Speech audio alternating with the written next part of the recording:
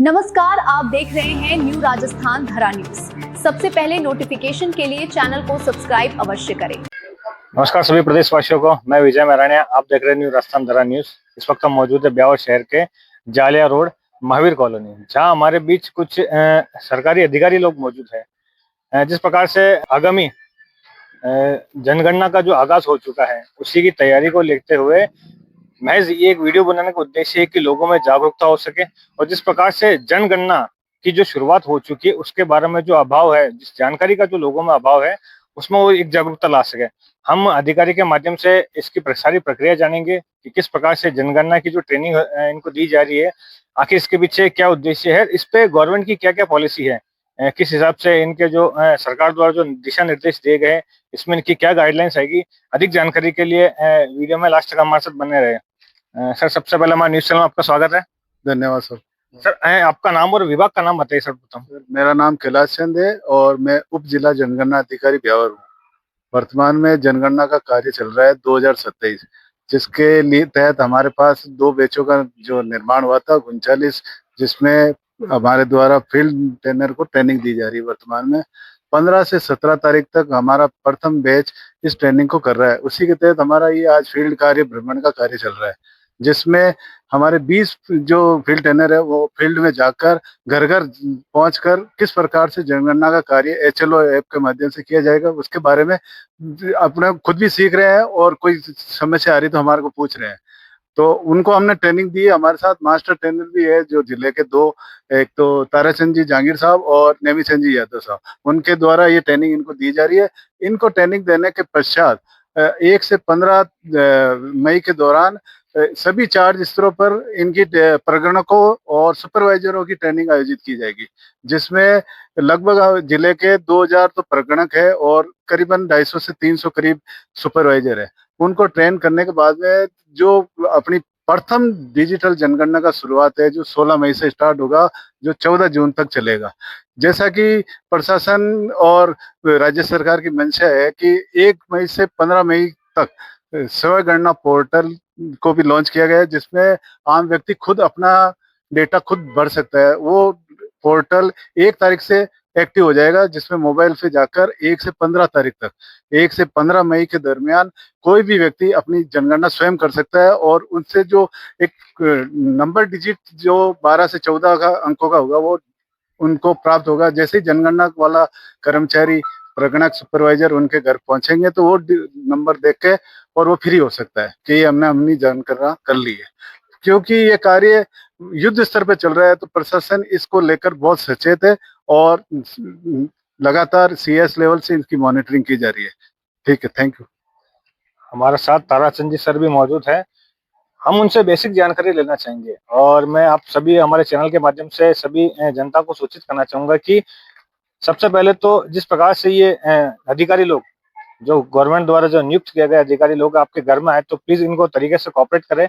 ये हमारे देश के ही एक काम में जो हाथ बटोर रहे हैं, जो कि एक महत्वपूर्ण अंग है। अधिक जानकारी के लिए सर आपका क्या कहना रहेगा, और जिस प्रकार से आपकी टीम डोर टू डोर जा रही है, और सबसे बड़ी चीज सर एक बात होती है विश्वास की, किस प्रकार के जो सवाल जवाब रहेंगे ताकि लोग अपने आप को आसानी से सहज महसूस कर सके। जनगणना 2027 में बहुत ही सहज और सरल सवाल जो है रखे गए हैं। इनकी संख्या 34 है, जिसमें जो जिस आवास में वो रह रहे हैं उसकी जानकारी मूल रूप से है कि फर्श कैसा है, दीवारें कैसी है, छत कैसी है। 3 सवाल तो इसी प्रकार के हैं। उसके बाद में यदि वहाँ परिवार रहता है तो परिवार में कितने सदस्य हैं। उसके साथ साथ विवाहित जोड़े हैं तो उनकी संख्या पूछी गई है और उनके रहने के लिए कमरों की संख्या कितनी उपलब्ध है उसकी जानकारी पूछी गई है।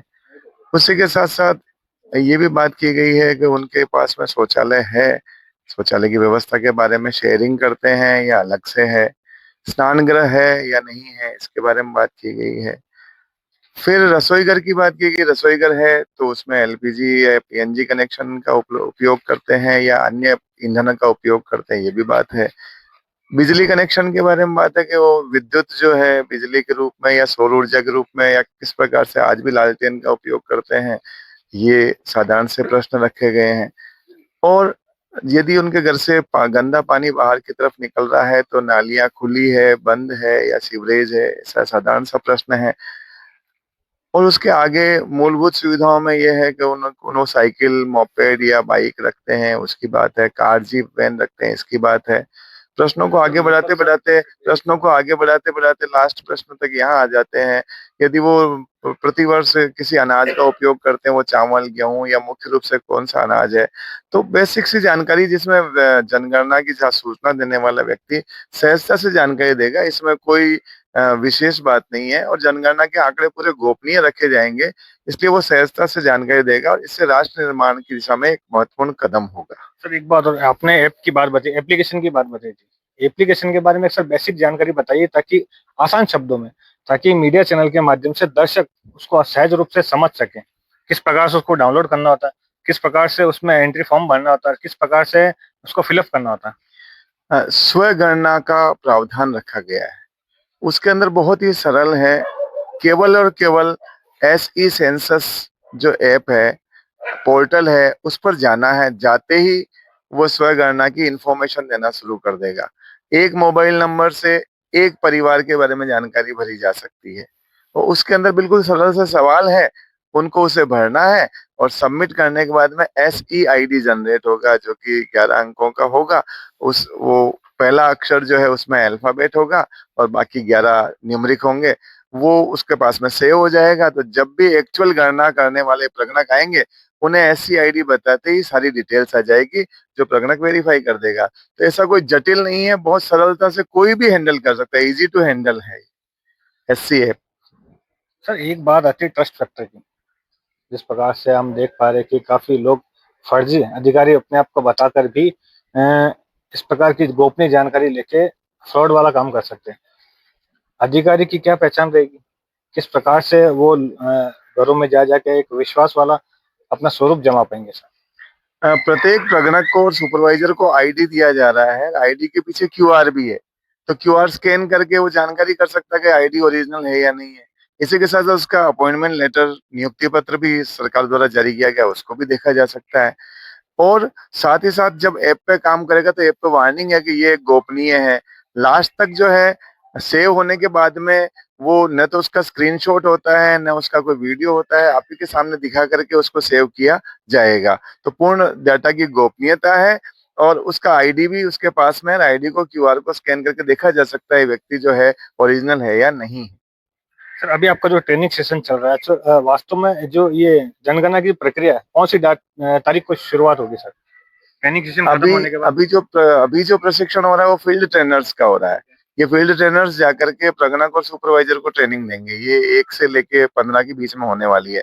वास्तविक जनगणना जब प्रगणक जाएगा वो 16 मई होगी, जब प्रगणक डोर टू डोर जाएगा। और 1 से 15 सेल्फ एन्यूमरेशन का स्वगणना है, जो व्यक्ति खुद भी अपने लेवल पे कर पाएगा। तो 16 मई से 14 जून ये 30 दिन का पीरियड रहेगा, जिसमें प्रगणक आएगा और भौतिक रूप से आपके घर पे आके जनगणना का कार्य करेगा। सर एक अंतिम सवाल, जिस प्रकार से कुछ लोग एप्लीकेशन के माध्यम से जनगणना से जुड़ नहीं पाएंगे, अपनी जानकारी दे नहीं पाएंगे, या कुछ हो सकता है कि डोर टू डोर आप भी जाने में वंचित रह जाए, आपसे संपर्क और आप जैसे अधिकारी सर आपके डिपार्टमेंट से संपर्क बनाने कुछ हेल्पलाइन नंबर है, या किस प्रकार से आपको जानकारी के माध्यम से बता सके कि सर हमारे यहाँ आपके अधिकारी नहीं आ पाए, कुछ हेल्पलाइन नंबर या कुछ ऐसा पर्टिकुलर नंबर? हाँ, CMMS पोर्टल है, census monitoring and management system का पोर्टल है। उस पे जाएं आराम से। उस पे सभी जगह पूरे ऑल ओवर द इंडिया में विभिन्न क्षेत्रों में कौन कौन जिम्मेदार अधिकारी है, हेल्पलाइन नंबर उस पे अवेलेबल है। वो पब्लिक के लिए ओपन है, आराम से उसे देख सकते हैं और संबंधित से संपर्क कर सकते हैं। और वो आपके मकान के बाहर आके नंबरिंग भी लिखेंगे, उस दौरान भी पता चलेगा। नंबरिंग नहीं हुआ तो 16, 17, 18 3 दिन के अंदर ये कार्य पूरा होने वाला है। नंबरिंग नहीं हुई तो भी बताएं हमें, और जब प्रगणक नहीं पहुंचा तो भी जानकारी दें। निश्चित रूप से सुपरवाइजर प्रगणक फील्ड में रहेंगे, कोई इश्यू नहीं आने वाला, बहुत सहजता पूर्वक संपन्न होगा। और हमें इस राष्ट्र के निर्माण में इस योगदान को देना चाहिए कि हमारी पूरी सही जानकारी दें, ताकि देश को जानकारी हो कि किस क्षेत्र में किस किस चीजों की सुविधा है और किस चीजों की कमी है।